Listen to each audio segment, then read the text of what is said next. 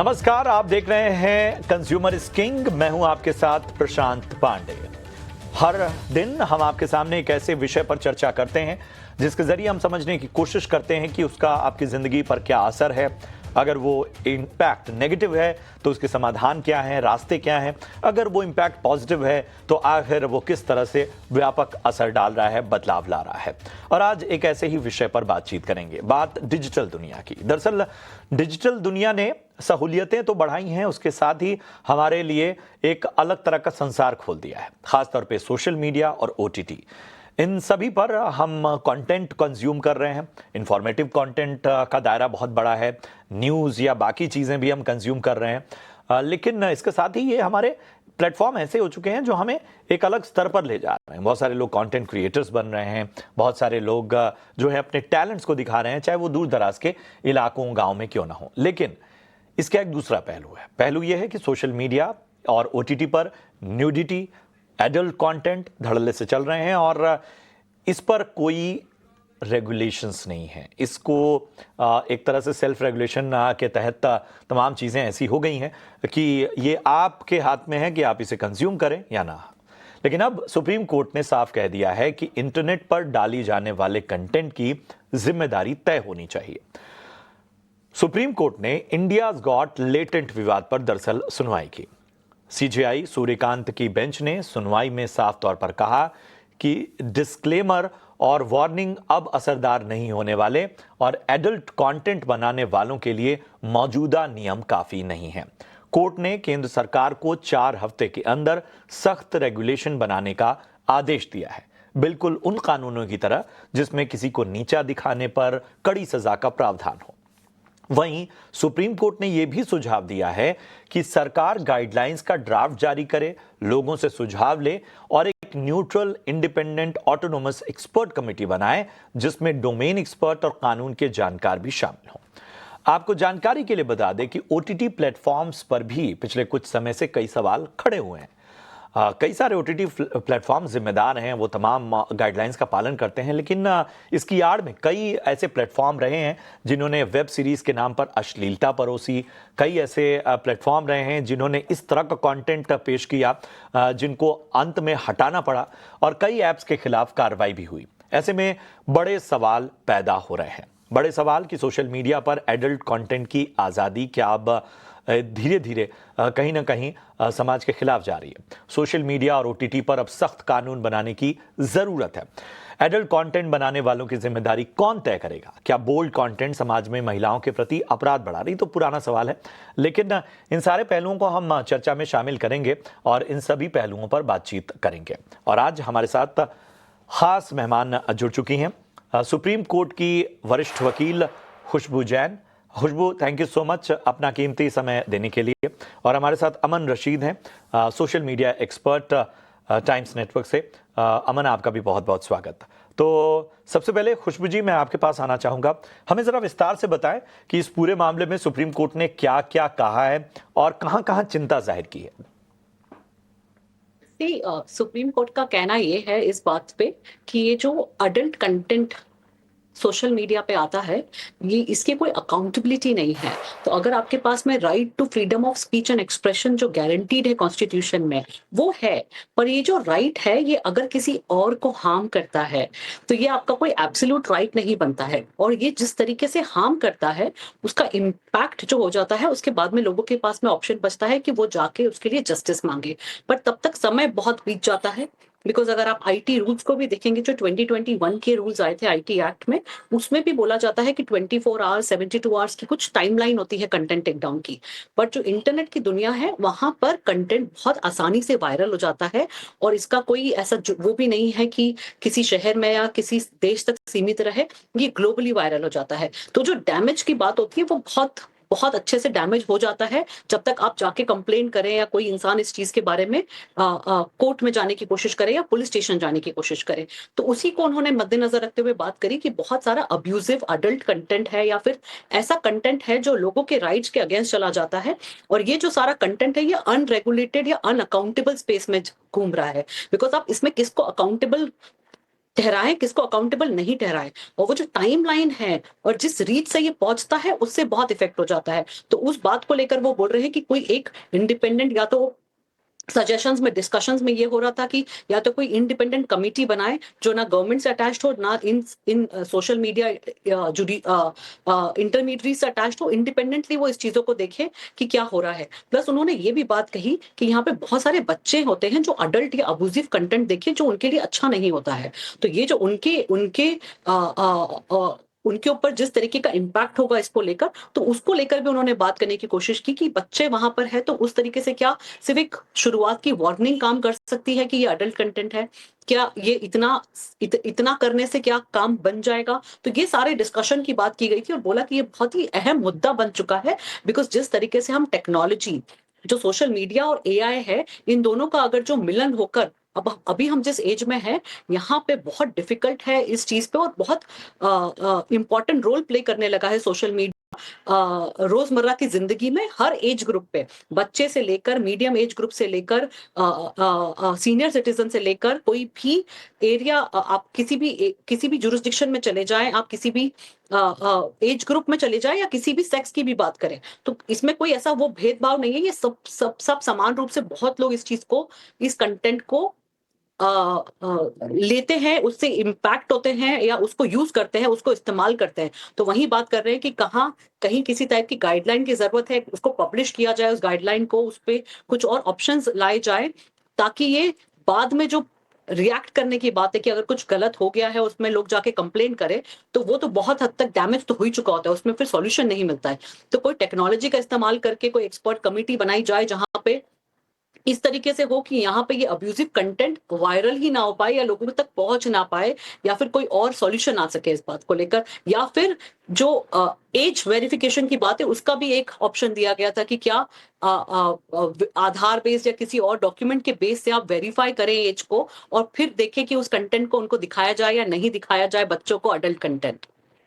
जी बिल्कुल। तो विस्तार से तमाम चीज़ें आपको खुशबू ने बताई, और ये ज़रूरी इसलिए था क्योंकि कई बार जो सुप्रीम कोर्ट की सुनवाई होती है, जो उसकी बातें हैं, उसमें महत्वपूर्ण पहलू तो हम आपको बता देते हैं, लेकिन शायद इसके व्यापक कंसर्न्स क्या हैं, आखिर जो माननीय कोर्ट है उनकी चिंताएं क्या हैं, उनको किन किन पहलुओं पर उन्होंने इन सारे मामले का अध्ययन किया है और उसको कितना चिंताजनक बताया है, ये सारी बातें भी जानना आवश्यक है। और अब शायद बेहतर होगा इस चर्चा को आगे बढ़ाना। इस बीच जाने माने प्रोड्यूसर डायरेक्टर राहत शाह काजमी भी हमारे साथ जुड़ गए हैं। राहत, आपने हमेशा जिम्मेदारी से कहानियां कहीं, और अच्छा लगता है कि जब आपकी फिल्में इंटरनेशनल ऑडियंस तक पहुंचती हैं, और आपने दुनिया के अलग अलग देशों के ऑडियंस का मिजाज भी जाना है। पिछले दिनों मैं सुजीत सरकार का एक इंटरव्यू देख रहा था, और वो इंटरव्यू क्या, एक सेशन था, एक फिल्म मेकर सेशन, और उसमें उन्होंने बड़ी इंपॉर्टेंट बात की। उन्होंने कहा कि ये कहना गलत नहीं है कि इतने बड़े पैमाने पर अगर सिनेमा का कंजम्पशन हो रहा है, अगर हम ओटीटी कंटेंट कंजम्पशन कर रहे हैं, तो इसमें मैं भी इस बात की जिम्मेदारी लेता हूं कि समाज में अगर हमने इंस्पायर करने का भी काम किया है, तो हमने बहुत कुछ अपनी कहानियों के जरिए खराब भी किया है।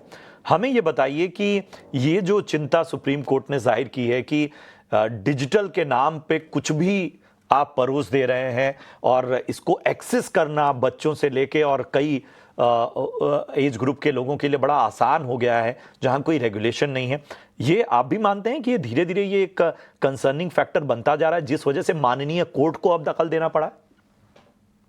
जी बिल्कुल सही बात कह रहे हैं आप। मुझे ऐसा लगता है कि जो अभी हाल फिलहाल में जो एआई आने के बाद और सोशल मीडिया के ऊपर जो है वो ज़्यादा चिंता का विषय है, बिकॉज़ सोशल मीडिया पे कंटेंट पे कोई किसी तरह की रोकथाम नहीं है। तो आप चाहे आप घर में अपना कोई भी इंस्टाग्राम, फेसबुक या इस तरह कोई भी प्लेटफ़ॉर्म जब आप ओपन करते हो, तो आप देखेंगे रैंडमली आपके सामने इस तरह के वीडियोज़ आ जाते हैं कि जो जिसको आप कंट्रोल नहीं कर सकते, और वो आप किसी भी एज के हो सकते हो। उसको बच्चे बहुत ज़्यादा यूज़ करते हैं। सोशल मीडिया पे सबसे ज़्यादा टीनेजर्स हैं आज के टाइम पे, और आई थिंक टीनेज वाले जो बच्चे हैं उनके लिए सबसे ज्यादा क्रूशियल टाइम है होता है लाइफ का, कि वो किस तरफ जाएं। और फिर इस तरह का कंटेंट जो है वो जो सोशल मीडिया के ऊपर जब इस तरह से आता है और उसमें कोई रोकथाम नहीं है, तो वो मुझे भी काफी मतलब मैं भी काफी हैरान हुआ हूँ ये सब देखने के बाद। ऑब्वियसली ओटीटी प्लेटफॉर्म्स में भी इस तरह का कंटेंट आता है, बट लेकिन ओटीटी प्लेटफॉर्म्स पे जो आप कंटेंट देख रहे हो और सोशल मीडिया पे देख रहे हो, ये दोनों अलग चीजें हैं। ओटीटी के ऊपर अगर आप फॉर एग्जाम्पल आप नेटफ्लिक्स पे कोई एक ऐसी सीरीज देखते हो जो अडल्ट रेटेड है, जिसके ऊपर लिखा हुआ होता है कि ये 18+ है और ये एक सब्सक्रिप्शन मॉडल है, तो उसके अंदर आपके पास चाइल्ड लॉक का ऑप्शन होता है। आपके सबके अपने अपने अकाउंट्स होते हैं, बच्चों के घर के अंदर 4 लोगों के 4 अकाउंट्स हैं, तो पेरेंट जिस चीज को देख सकते हैं उसको बच्चे नहीं देख सकते, क्योंकि कंटेंट या लिटरेचर कभी बोल्ड ही नहीं था, ऐसा तो हो ही नहीं सकता। हम तो उस देश में रहते हैं जहां पर हम लोगों ने दुनिया भर का हमारा, जैसे आप मंटो का कंटेंट ले लीजिए, उस जमाने में जो वो कहानियां लिखते थे, या इस्मत चुगताई लिखती थी, मैंने दोनों पे फिल्में बनाई हैं। और उससे पहले आप अगर एंशिएंट इंडिया में भी आप चले जाओ तो कामा सूत्रा से लेके दुनिया भर का ऐसा ऐसा कंटेंट जिसको सो कॉल्ड बोल्ड हम आज के जमाने में कहते हैं, जो सेक्सुअलिटी से रिलेटेड है। ऐसा नहीं है, हमारी कंट्री में सेक्स एजुकेशन की भी जरूरत है, सेक्सुअलिटी से रिलेटेड फिल्म्स या वेब सीरीज भी बन सकती हैं, लेकिन रेगुलेटरी बहुत इंपॉर्टेंट है कि वो सारा कंटेंट बच्चों तक ना पहुंचे। ये डर मुझे भी रहता है, मेरे भी बच्चे हैं, कि जो कंटेंट बच्चों को एक्सेस करना चाहिए उतना ही होना चाहिए। पहले कुछ साल पहले तक, जब तक इंटरनेट इतना ज्यादा नहीं था, सोशल मीडिया नहीं था, तो उस जमाने में ये होता था कि अगर कोई अडल्ट रेटेड फिल्म है तो वो थिएटर में लगी हुई है और आपकी चॉइस है, आप वहां जाओगे तो आपको 18 से नीचे अगर आपकी एज है तो आपको एंट्री नहीं करने देंगे। आज भी थिएटर्स में उतना कंट्रोल है कि आप नहीं जा सकते हो, लेकिन अब टेलीविजन पे कभी कोई इस तरह का कंटेंट ही नहीं आता था जिससे प्रॉब्लम होना ही आ जाता है। एक चीज अब और जब थी, से ये एक चीज और थी, रात की निगरानी पेरेंट्स के लिए भी आसान था। मतलब मुझे मतलब हम सब जो 90s किड्स हैं उनके लिए तो ये था कि साहब आपको टीवी देखने का समय निश्चित था, आपको खेलने का समय निश्चित था, और ये सारी गतिविधियां करते हुए आपके ऊपर कोई ना कोई होता था जो देखता था कि आप देख क्या रहे हैं। अब जब से ये स्मार्टफोन आ गया है तो स्मार्टफोन तो क्लासरूम में भी जा रहा है। खुद कोरोना के बाद ऐसी स्थिति आ गई है कि बच्चे का जो डिजिटल एक एक्सपोजर है वो तो अपने आप बढ़ गया है। मतलब ज़्यादातर स्कूल का पूरा ग्रुप, पेरेंट्स, टीचर, सभी का वो व्हाट्सएप पे है, असाइनमेंट्स व्हाट्सएप पे दिए जा रहे हैं। मतलब ये बड़ी विस्फोटक स्थिति है कि हमारी डिपेंडेंसी इतनी हो गई है कि बच्चे को, पढ़ाई के नाम पे बच्चा अगर मोबाइल है और वो उस पर कुछ और देख रहा है तो आप निगरानी करोगे कैसे? चलिए अब जरा मैं सोशल मीडिया के इस पूरे जाल को समझता हूं। अमन, मैं आपके पास आऊंगा। मुझे सोशल डिलेमा नाम की एक नेटफ्लिक्स की सीरीज याद आती है, और उस सीरीज को देखते वक्त मतलब उसमें जब आप वो सीरीज देखेंगे तो आपको पता चलेगा कि उसमें इस सोशल मीडिया में ये जो चिंताएं शुरू हुई थी उसकी वजह से परेशान होकर कई सारे सीईओज, कई सारे जो अच्छे इंजीनियर्स थे, उन्होंने इन बड़े बड़े पदों से इस्तीफा इस वजह से दिया कि उनको लग रहा था कि फेसबुक, इंस्टाग्राम या बाकी प्लेटफॉर्म आगे चल के कैसे एल्गोरिथम बेस्ड में एक बहुत अलग तरह का काम करने वाले हैं। वो हर एक व्यक्ति को, चाहे वो बच्चा हो चाहे बड़ा हो, उसको कंज्यूमर मान के चलते हैं। मौजूदा दौर में आर्टिफिशियल इंटेलिजेंस ने भी तड़का लगा दिया है। कितना चिंताजनक है। और मतलब सोशल मीडिया पे तो न्यूडिटी, एडल्ट कंटेंट या एक्सट्रीम कंटेंट अगर हम देखें तो वो तो स्क्रॉलिंग में शायद सामान्य व्यक्ति जो नहीं भी देखना चाहेगा तो उसको 1-2 बार दिख जाएगा। हाँ जी, आई थिंक सो कि रील्स में जो न्यूडिटी और सेंसिटिव कंटेंट है उस पे ना सवाल उठना लाजमी है। लाजमी इसलिए है क्योंकि सोशल मीडिया प्लेटफॉर्म सबके लिए आज की डेट में ओपन स्पेसेस बन गए हैं, जहां एडल्ट्स हो गए या बच्चे हो गए, कोई भी मतलब अपनी फीड, कोई सब मतलब कॉमन फीड शेयर करते हैं। तो कोर्ट ने भी इस चीज को लेके थोड़ा बहुत कंसर्न दिखाया है कि भाई 12-13 साल का बच्चा बिना किसी बैरियर के एडल्ट कंटेंट आज की डेट में देख पा रहा है। तो यहाँ पर एक थोड़ी सी ये चिंताजनक बात हो जाती है। और दूसरी बात, प्लेटफॉर्म के जो बिजनेस मॉडल है उसमें थोड़ी सी आज की डेट में प्रॉब्लम है। प्रोवोकेटिव रील्स ज्यादा व्यूज लाते हैं क्योंकि वहां पे आपको ज्यादा शेयर टाइम और वॉच टाइम जनरेट होता है। तो एल्गोरिदम नेचुरली उन रील्स को पुश करता है जिससे हार्मफुल कंटेंट लोगों को देखने में मजा आता है। तो वो जितना प्रोवोकेटिव होएगा उसको उतना पुश करेगा, उतना प्लेटफॉर्म को व्यूज मिलेंगे। तो ये एक बिजनेस मॉडल में थोड़ी सी दिक्कत है। तीसरा इशू यहाँ पे मुझे लगता है रिस्पॉन्सिबिलिटी का है। यूजीसी बनाने वाले लोग कोई एडिटोरियल चेक्स के थ्रू नहीं जाते हैं, कोई अकाउंटेबिलिटी नहीं है, कोई रियल टाइम फिल्टर नहीं है। कोर्ट ने भी कहा कि भाई यूजर्स अपने ऑनलाइन चैनल्स चलाते हैं, पर कोई उन चीजों का ना जिम्मेदार नहीं होता, तो वहां थोड़ा सा देखना चाहिए। तो सवाल उठना मेरे हिसाब से जो ये लाजमी है और बिल्कुल सही है, क्योंकि ये सिर्फ मोरालिटी का इशू नहीं है, यहाँ पर सेफ्टी का भी इशू बन गया है आज की डेट में। ने सही कहा। और सबसे बड़ा सवाल यही है कि क्या बाजार इतना बड़ा हो चुका है, क्या इकोनॉमिक्स इन सोशल मीडिया प्लेटफॉर्म्स का इतना बड़ा हो चुका है कि उसमें कोई कुछ नहीं कर पा रहा। मतलब मैं इसमें शायद पॉलिसी मेकर्स को भी जिम्मेदार ठहराऊंगा कि जब ये स्थिति आ गई है कि बड़े बड़े देश अब 16 साल से कम उम्र के बच्चों को सोशल मीडिया एक्सेस बैन कर रहे हैं। मैं बैन शब्द का इस्तेमाल कर रहा हूँ। ऑस्ट्रेलिया, इंडोनेशिया ये सबसे बड़ा एग्जाम्पल है जिन्होंने इसकी शुरुआत कर दी है, और उन्होंने बाकायदा इसके बारे में बहुत उन्होंने साफ कहा है कि हम अपने आने वाले भविष्य को अगर अभी नहीं प्रोटेक्ट कर पाए तो बहुत अलग स्थिति होने वाली है। खुशबू, भारत जैसे देश में हम देखते हैं ना कि कोई सेवा आती है बड़ी जल्दी अडॉप्ट होती है। मतलब आप सोचिए कि शायद कोई नकली प्रोडक्ट भी बाजार में आ जाए तो पहले बाजार उसको इतना चमक दमक के साथ पेश करेगा कि उसके फूड लेवल्स या उसके इंग्रेडिएंट्स पे बाद में बहस होगी। पहले तो वो कंजम्पशन लेवल पे इस बड़ी आबादी वाले देश में पहले खपत हो जाती है। बाद में होता है कि भाई ये तो हमारे बच्चों के लिए हानिकारक है, ये सिरप नहीं पीना चाहिए, ये मैगी नहीं खानी चाहिए, ये बाद में होता है। ऐसे देश में आपको लगता है कि बड़ा आसान होगा कोई एक ऐसा रूल बना पाना जो इन सोशल मीडिया प्लेटफॉर्म्स और बाकी चीज़ों के इकोनॉमिक्स को हार्म भी ना करे और लोगों को कहीं ना कहीं बेहतर एक इकोसिस्टम दे? मैं आप ही के एग्जाम्पल को लेकर बोलूंगी कि जब हमें बैन करनी थी मैगी तो हमने बैन की और उससे इम्पैक्ट हुआ। तो अगर आप देखेंगे तो वही एग्जाम्पल है कि हमारा जो देश है इसका पॉपुलेशन बहुत बड़ा है और ये बहुत इंपॉर्टेंट रोल प्ले करता है, बिकॉज ये जितने सोशल मीडिया प्लेटफॉर्म्स है इनके लिए ये बहुत बड़ा मार्केट है। हम बहुत अहम रोल प्ले करते हैं इनके बिजनेस मॉडल या इनकी अर्निंग को लेकर। तो वहां पे आई थिंक हमारा डिसीजन भी इन पे बहुत इम्पैक्ट करेगा अगर हम किसी तरीके के डिसीजन लेते हैं। प्रॉब्लम यह आती है कि हमारे पास में लॉज आ जाते हैं। अगर आप देखें तो 2021 में बहुत क्लियरली ये बोला गया था कि ये जितने सोशल मीडिया प्लेटफॉर्म है ये ब्रीडिंग ग्राउंड बन गए हैं क्रिमिनल के, क्योंकि ये ना हमसे डेटा शेयर नहीं करते थे हमारी लॉ एनफोर्समेंट एजेंसीज से। तो बाकायदा हमारे पास कानून है, अगर मेरे साथ कुछ गलत हुआ है, अब उस कानून के एनफोर्समेंट के लिए जब वो पकड़ने जाते थे तो सोशल मीडिया एजेंसीज जो इनको है डिटेल शेयर नहीं करती थी उन लोगों की या उन क्रिमिनल्स की। तो वो एक शील्ड बन के खड़ी हो गई थी। तो 2021 में बोला गया कि अगर आपको इंडिया में बिजनेस करना है तो बाकायदा आपको हमारी लॉ एनफोर्समेंट एजेंसीज के साथ में काम करना होगा, आपको एक नोडल ऑफिसर करना होगा और आपको इस तरीके से आपको क्लियरली ये काम करना होगा। और अगर उसके बाद में भी आप कंटिन्यू करते हैं वो कंटेंट रखना, तो जैसे किसी आम इंसान को हम अबेटमेंट ऑफ क्राइम में जो साथ ही होता है आपके ऊपर भी वैसा ही किया जाएगा।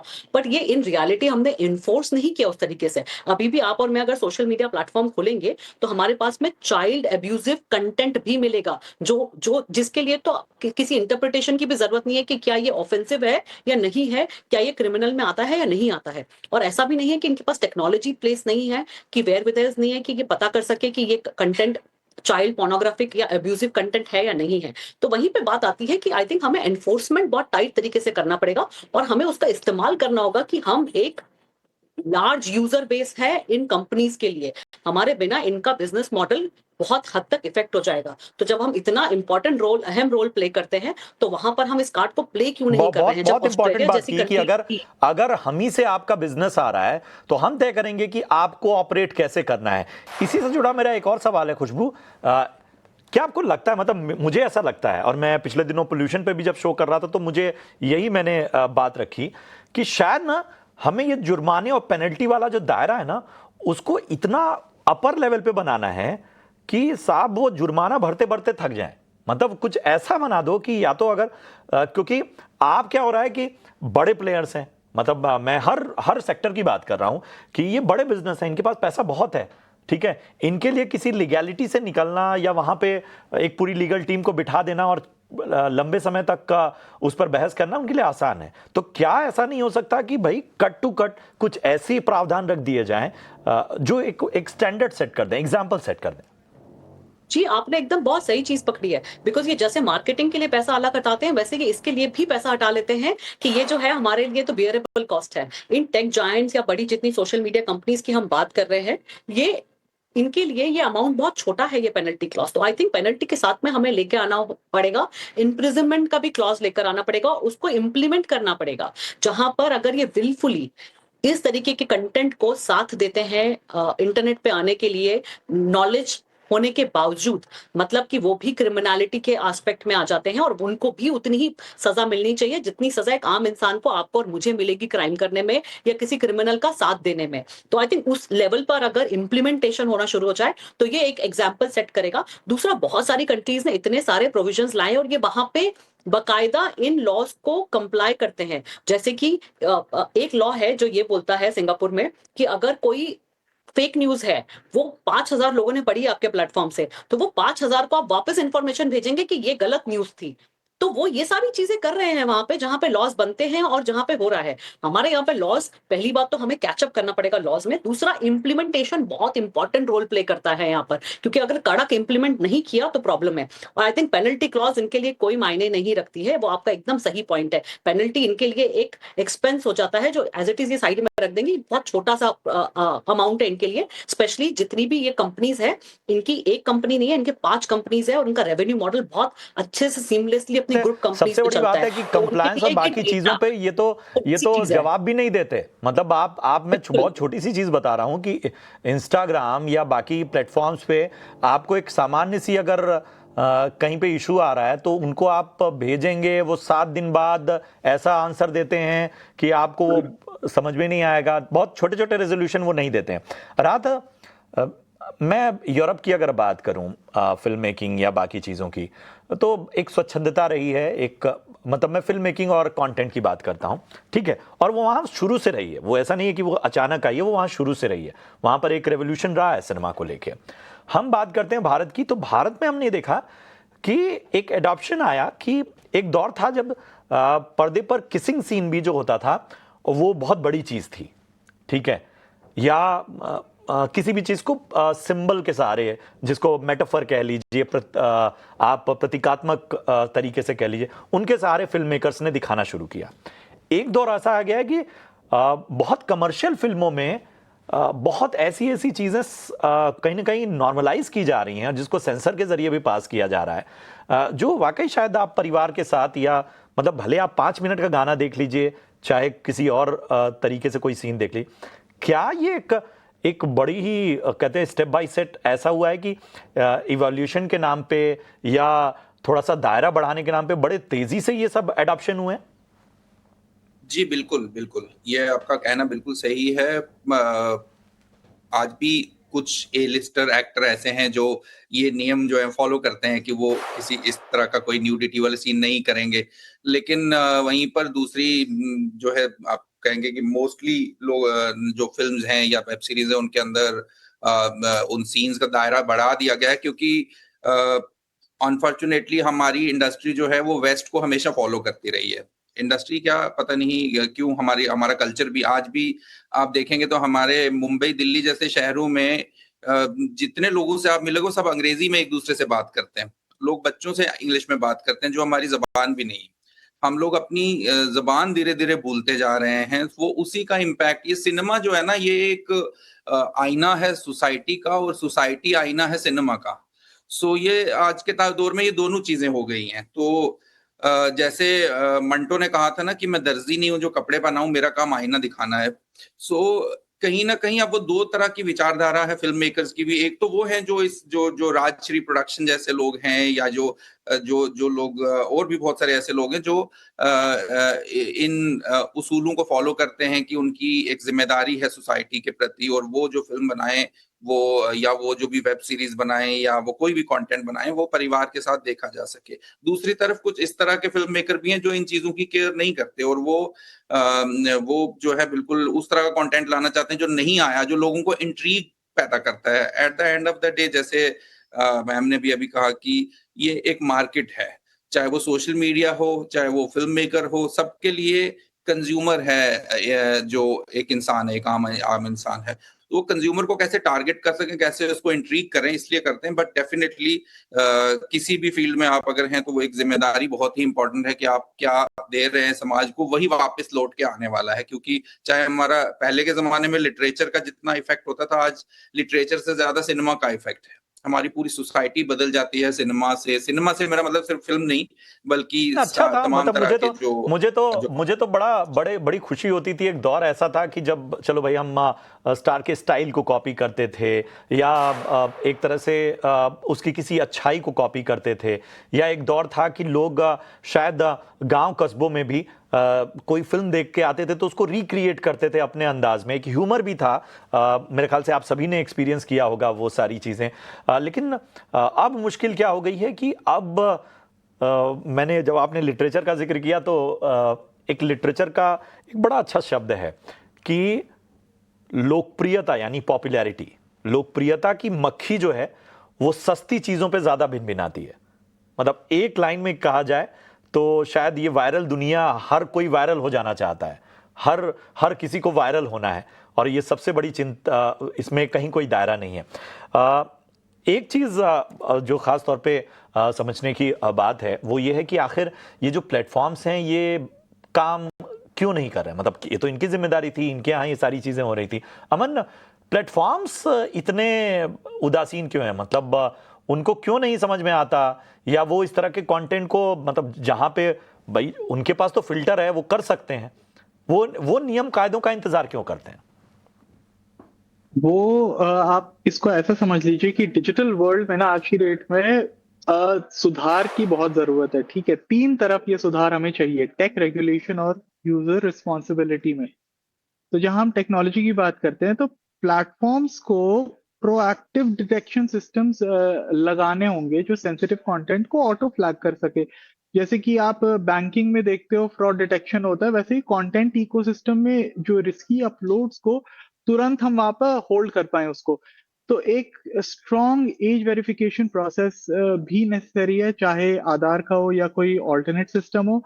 और दूसरा सुधार रेगुलेटरी फ्रेमवर्क में चाहिए हमें। कोर्ट में हमने देखा है कि भाई ऑटोनोमस अथॉरिटी लाई जाए, जिससे ना कि गवर्नमेंट कंट्रोल कर पाए ना प्राइवेट प्लेटफॉर्म्स। और फाइनली मैं ये बोलूंगा कि भाई डिजिटल लिटरेसी, स्पेशली जहाँ टीन्स की बात होती है, पेरेंट्स की बात होती है, यहाँ पर बहुत जरूरी होती जा रही है।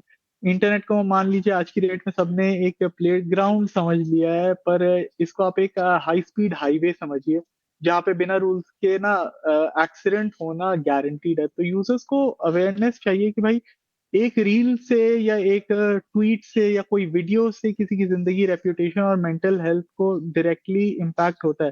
तो ओवरऑल एम ये होना चाहिए कि भाई डिजिटल स्पेस फ्री भी रहे लेकिन सेफ भी रहे, और इसके लिए प्रिवेंटिव, टेक्नोलॉजी ड्रिवन और बैलेंस्ड रिफॉर्म्स की डेफिनेटली यहाँ पर जरूरत है। बिल्कुल सही कहा आपने। और शायद इन सारी चीज़ों में सबसे बात ये हो जाती है, और रात मैं बड़ा छोटा रिमार्क आपसे जानना चाहूँगा कि क्या नीड ऑफ द आवर है? क्योंकि एक तो रिएक्शन, मतलब आप खुद पेरेंट हैं, और सबसे चूंकि फिल्म मेकर हैं तो आप बहुत से लोगों का मतलब इस जनरेशन का, खासतौर पे जेनजी या टीनेजर्स जो भी हैं, उनका आप कहीं ना कहीं बिहेवियर भी समझ रहे होंगे।